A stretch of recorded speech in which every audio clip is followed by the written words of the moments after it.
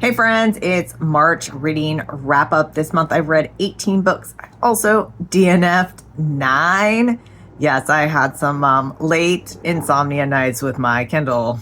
Most of the DNFs were just for poor writing, but one of them, Hara's Legacy Resident Mates #1 by Bianca d'Art, I put down because it was so egregiously homophobic. The world building, the characterization, every little bit of detail in the world was disgustingly homophobic.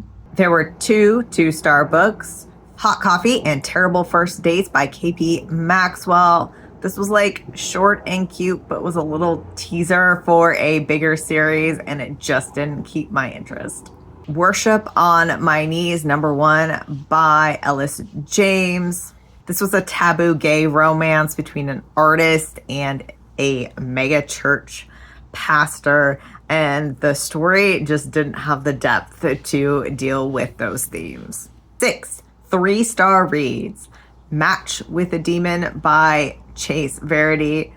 This was a little cute gay monster romance. It was super Canadian. Bad Boy by Elliot Wake. This is a dark romance between a cis woman and a trans man where he is getting extremely gaslighted the entire book.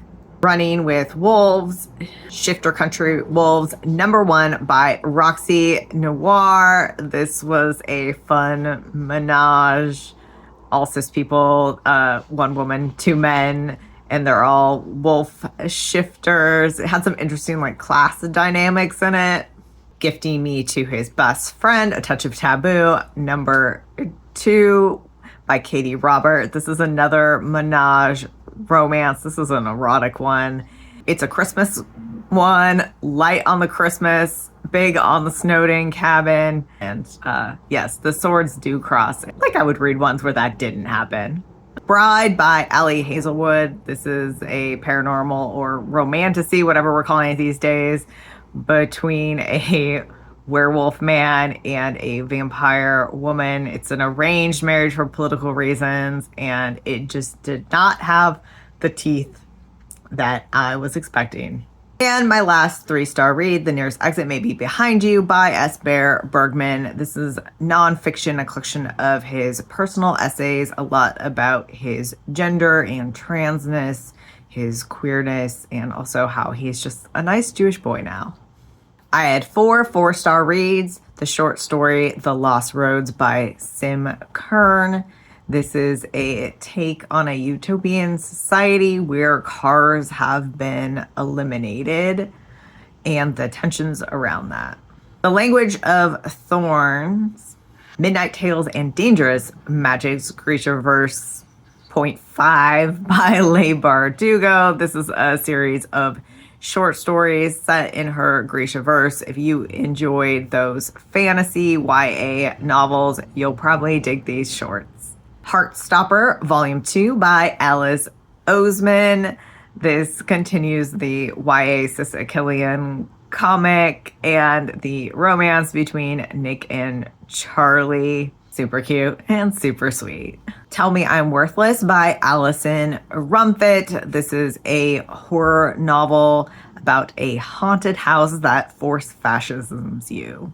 A book I will not be forgetting anytime soon. And I had 6 5-star reads. The first ups are volumes 3 and 4 of Heartstopper by Alice Oseman. It's more of Charlie and Nick's romance as their love deepens and grows for each other, but also they get to know each other better. There's more with the side characters. There's budding relationships there as well. And these volumes dive a lot into mental health and Charlie's anxiety and his eating disorder, along with other issues of Nick coming out to everyone and also his relationship with his neglectful father. These comics are just really gems for that YA audience. Boys Weekend by Maddie Lipchansky. This is a satire horror. The tone kind of reminded me a little bit of Futurama. This is about a trans femme non-binary person who goes to a bachelor party where they're the best man, and the weekend really devolves and they must kind of reconcile their pre-transition self with their current transition self, and perhaps realize that some relationships don't serve them anymore. Usually I declare a favorite book that I read all month, but these last 3 books are really interchangeable. I could not pick amongst my favorites, so we're just going to go for it. The first one is The Spirit Bears His Teeth by Andrew Joseph White. This is a YA horror book about a trans boy in Victorian England who has these special medium powers. He's also autistic. He gets sent to like a finishing school / sanatorium for girls with these medium powers that they have pushed back too much about the patriarchy of the entire situation. And he must escape from this place, but also uncover the mystery of a bunch of missing girls. Ocean's Echo, The Resolution Universe #2 by Everina Maxwell. This is a sci-fi action adventure book that uses telepathy and empathic powers to explore corruption in the military and also the government and the evils of power seeking and how far some individuals will go to use the entire system for their ends. It also has a slow burn of romance between the 2 main characters who are a kind of opposites attract of a very good upstanding man and a chaos man. And my third favorite book of this month was Make a Reeve, Immortals After Dark, #14 by Cresley Cole. This is a romance between a werewolf man and a succubus lady, and it confronts his past trauma. He was a victim of CSA.